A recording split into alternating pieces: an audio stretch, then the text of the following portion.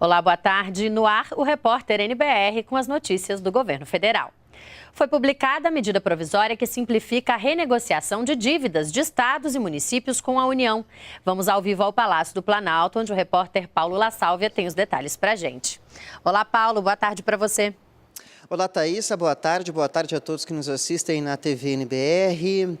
Olha, Thaísa, segundo o Tesouro Nacional, a medida provisória tem o objetivo de permitir que municípios e estados que estão dispostos a celebrar planos de recuperação fiscal com o governo federal, mas têm dificuldade de entregar toda a documentação exigida, possam celebrar esses planos, já que alguns documentos que eram exigidos de municípios e estados passam a ser suprimidos a partir da edição da medida provisória. São 4 documentos. Eles são os seguintes: comprovante de regularidade junto ao Fundo de Garantia do Tempo de Serviço, ou seja, que municípios e estados estão depositando os valores relativos aos servidores públicos no fundo.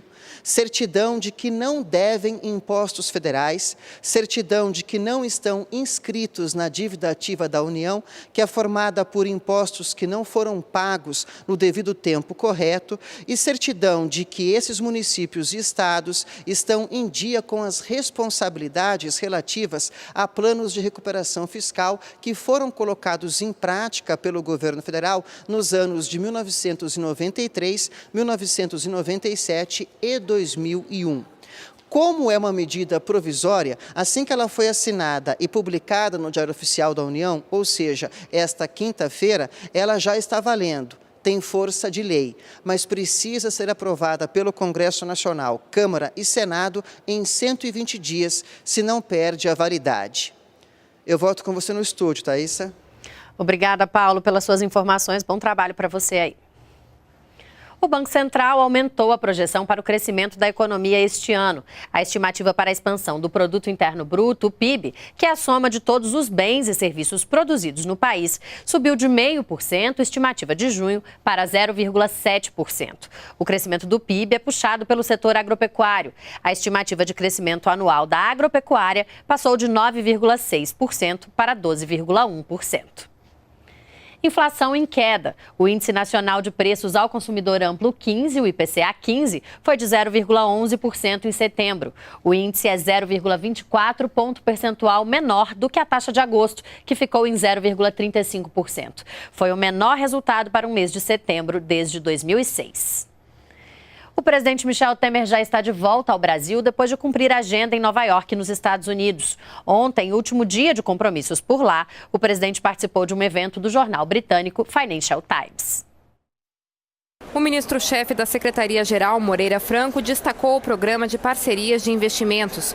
Segundo ele, as novas regras estabelecidas pelo governo para licitações e concessões criaram um ambiente de concorrência mais atrativo para os investidores. Mudamos todo o ambiente regulatório, dando prazos, garantindo a previsibilidade para que os investidores pudessem se organizar, fazer suas análises de risco, demos tempo suficiente, obrigou-se que toda a documentação fosse publicada não só em português, mas em inglês e espanhol.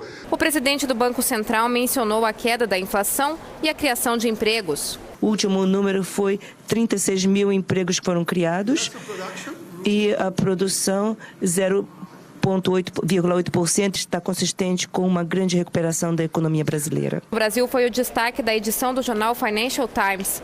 O jornal publicou um caderno especial sobre o país, destacando as oportunidades de investimentos em infraestrutura. A publicação traz uma entrevista com o ministro da Fazenda, Henrique Meirelles, e destaca um programa com investimentos de 45 bilhões de dólares. No evento promovido pelo jornal, o ministro da Fazenda, Henrique Meirelles, destacou as reformas fiscais no Brasil. Um resultado muito importante político que nós esperamos das reformas é que nós criemos mais empregos, mais crescimento, mais renda, menos inflação. E no final do dia isso é um benefício para todos.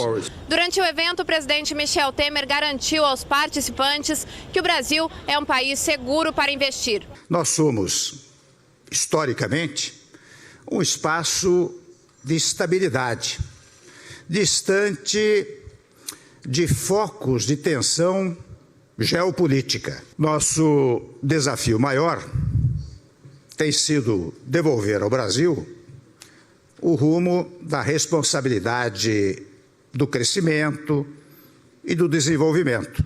O presidente também falou sobre concessões. Não importa para o cidadão se o serviço é prestado pelo Estado ou pela iniciativa privada, desde que haja um serviço acessível e de qualidade. Também em Nova York, o ministro da Fazenda, Henrique Meirelles, falou sobre o resultado da arrecadação de agosto, que ficou em pouco mais de 104 bilhões de reais. O valor trouxe um acréscimo de 10,78% na comparação com agosto de 2016. O volume da arrecadação federal é um dos termômetros da economia e mostra o reaquecimento do mercado brasileiro. Vamos ver a avaliação do ministro. O impacto para baixo que teve na arrecadação exatamente da apropriação como prejuízo fiscal das provisões criadas pelos bancos como resultado dos créditos não recebidos durante a crise, esse processo de amortização fiscal das provisões dos bancos já está chegando ao final. Então, esse é um outro fator também que impulsiona a arrecadação, além do mais relevante, que é a recuperação da economia. Nós ficamos por aqui. Você pode rever as reportagens no YouTube e toda a nossa programação também está na página da NBR. Uma boa tarde para você e continue com a gente na NBR, a TV do Governo Federal.